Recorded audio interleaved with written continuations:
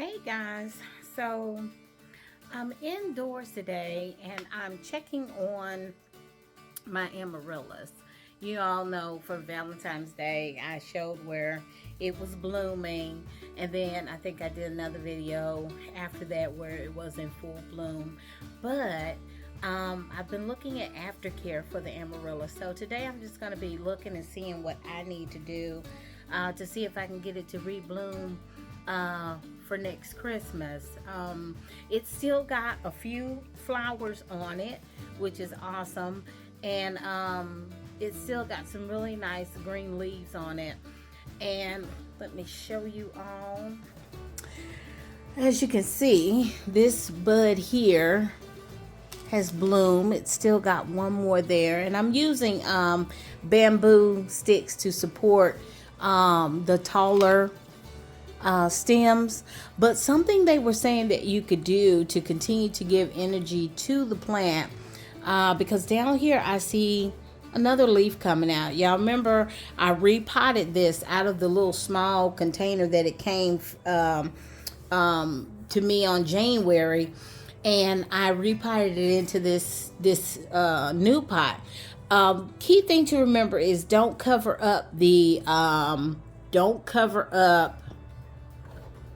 bulbs. You want to make sure that the bulbs are still where they're above ground and they're not covered up. So when you water them, you don't want them to get waterlogged. So even if you repot them, just make sure that you keep the bulb, the main part of the bulb, above ground. You can see that one right there. That's the main part of the bulb. Keep it above ground, so that when you do water it, it does not get waterlogged. Because if you put the dirt all the way up here, it's going to cause these bulbs to rot. So be careful about repotting and making sure you don't overdo it with the soil. Now, what I'm doing today is the ones that have died, and you can see these have died. I'm going to be removing these bulbs, and they said the key is to cut it here. Now some people just go and whack off this entire thing down at the base. They said if it's dead and it's not going to bloom anymore, just go ahead on and whack it off. But I saw some people saying don't whack it off down here just yet. Come up to the top. They said come up to the top, and you want to cut back these stalks just in case there are more flowers that could be coming. In this particular case, you can see this one is huge.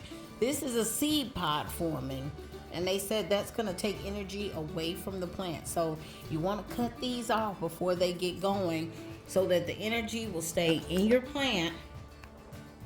They want to make sure that the energy stays in your plant and goes into the bulb and develops the roots and all of that, so that it will be able to push plants out next year. So I'm not going to cut the entire stalks off like I saw some people do.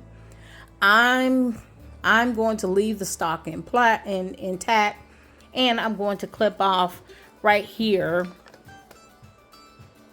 above, right where I see the bulb. Right where I see the bulb developing, the seed pod, I'm going to cut it off about right here. And just in case the plant has more flowers possibly to come out. Now, if this stalk starts to wither, if the stalk starts to wither, then yeah, you go ahead on and snip it off. Or if you don't even want to fool with all this, you can go ahead on and snip it off down at the bottom. But I'm not going to do that, because most people, once it does come out of blooming, from what I saw, you really just are going to have a really, once it basically stops budding, you're just going to have really beautiful green leaves. I did see where someone says you might want to make sure potassium is being added, and I've already added fertilizer to this, so mine was pretty much a good mixture between potassium and nitrogen. But they said to keep the leaves green and keep the growth going. Most people just hold on to the plant. And then around September, they prepare the plant to go dormant by letting it dry out. They stop watering it. Then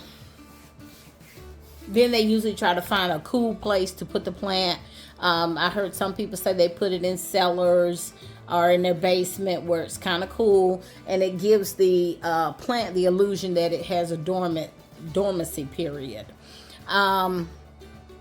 Once you do that, they said they usually pull it out in about 6 to 8 weeks. I guess if you start this process the 1st of September, I guess around October, November, you'll be bringing the plant back out of that cold area where you had it, and you'll basically be getting it ready to start trying to bloom again for Christmas. So I really enjoyed working with this plant. It was a wonderful gift.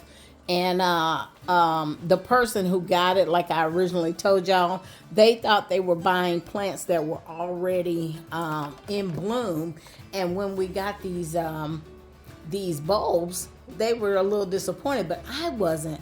I was really excited. I was like, cool, this is something that I can do and I can enjoy. And if I do it right, I might be able to get this to come back another year. So we'll see. But right now I'm just going to get to the grooming part of clipping these stems off where the leaves have died, so that the energy will stay in the bulb of the plant, and see if maybe it can kick us out some more flowers.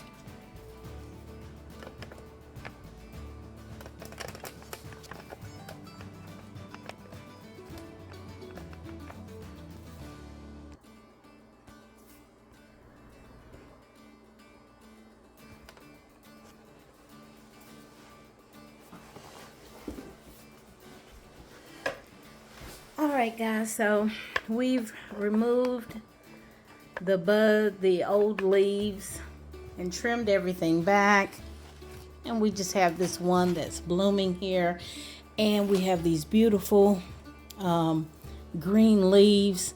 Like I said, I didn't want to cut off all the tops of the stems because they said sometimes it can bloom another flower, so I wanted to give this plant a chance. If it doesn't bloom a new flower, it will just have these really nice green leaves on it, which is fine as a house plant. I enjoy seeing the greenery. So we've got our leaves over there that we've cut off, and we'll just be getting rid of those. But we'll see how this amaryllis does for us, and hopefully when it warms up, we'll be able to put it outdoors, let it soak up some more sun to get those bulbs ready to go into dormancy in September and be ready to come out. But I did show you all, there are still some growth going on there. Look at those leaves right there. That's how they originally started coming out. So I feel like there's still maybe some extra growth in the plant. So we'll see. All right. Thanks for watching, guys.